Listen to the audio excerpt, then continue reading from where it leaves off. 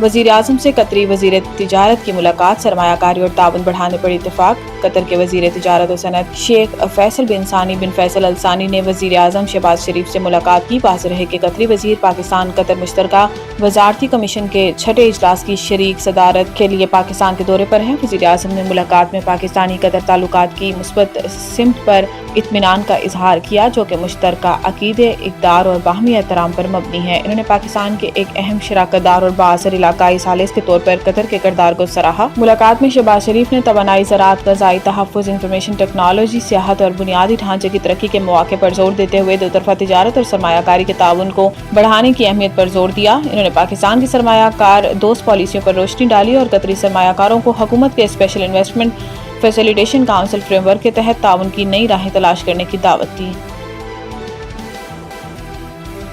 इंसदाद दहशतगर्दी अदालत ने मरीम नवाज के खिलाफ मुकदमा खारिज कर दिया। मरीम नवाज की अदालत में पेशी के मौका पर नैब ऑफिस पर हमले के केस में बड़ी पेशरफ्त सामने आई है, जिसमें इंसदाद दहशतगर्दी अदालत ने वज़ीर आला पंजाब मरीम नवाज, वज़ीर आज़म के मुशीर राना सनाउल्लाह समेत दीगर के खिलाफ मुकदमा अखराज की पुलिस रिपोर्ट महफूज फैसला सुनाते हुए मंजूर कर ली। रिपोर्ट में कहा गया है कि मरीम नवाज समेत दीगर के खिलाफ नैब ऑफिस पर पथराव के इल्जामात साबित नहीं हुए।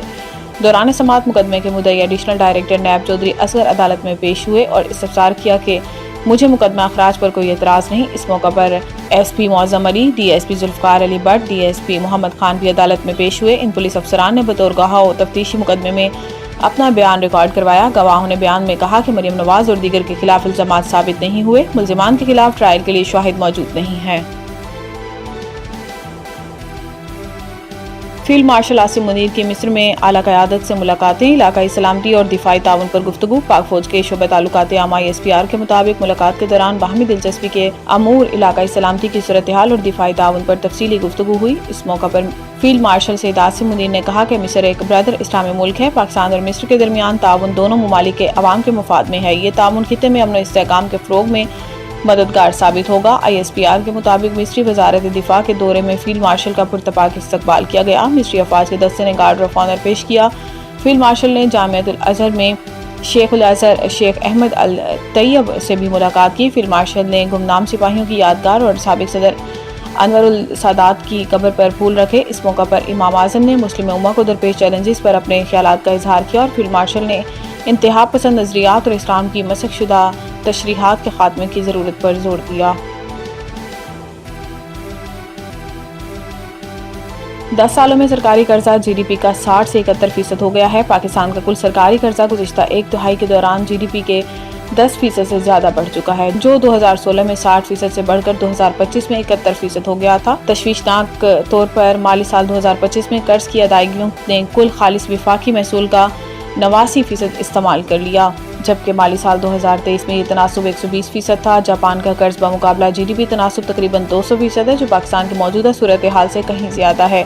लेकिन पाकिस्तान के मामले में कर्ज की अदायगियों का बोझ खालिस विफाक की महसूल के लिहाज से संगीन चैलेंज बन गया है। मुख्तलिफ मंजरनामे पेश करते हुए ये तुखमीना लगाया गया है कि कर्ज बमुकाबला GDP का तनासुब 2035 तक 85% तक जा सकता है, जो कि पार्लियामेंट से तकरीबन 2 दिहाइयों कबल मंजूर किए गए मालियाती जिम्मेदारी और कर्ज की हदबंदी एक्ट FRDLA में तयशुदा हद से कहीं ज्यादा है। लाहौर आज भी दुनिया के आलूदा तरीन शहरों में सरफहरिस्त, कराची का चौथा नंबर। फिजाई आलूदगी के आलमी इदारे IQ Air के मुताबिक जुमा के रोज लाहौर दुनिया के आलूदा तरीन शहरों में पहले, भारत का दारुल हुकूमत नई दिल्ली दूसरे, कलकत्ता तीसरे और कराची चौथे नंबर पर रहा। सुबह तकरीबन 9:30 बजे लाहौर में एयर क्वालिटी 312, नई दिल्ली में 206, कलकत्ता में 174 और कराची में 173 रिकॉर्ड की गई। पंजाब एयर क्वालिटी इंडेक्स के मुताबिक चक झुमरा का फिजाई मायार सबसे खराब रहा, जहां एयर क्वालिटी 664 रिकॉर्ड की गई। फैसलाबाद में एयर क्वालिटी 579, रायगढ़ में 470, कसूर में 439 और पत्तौकी में 362 रिकॉर्ड की गई। माहिरीन माहौलियात के मुताबिक इस सतह की आलूदगी इंसानी सेहत के लिए निहायत ही नुकसानदेह है।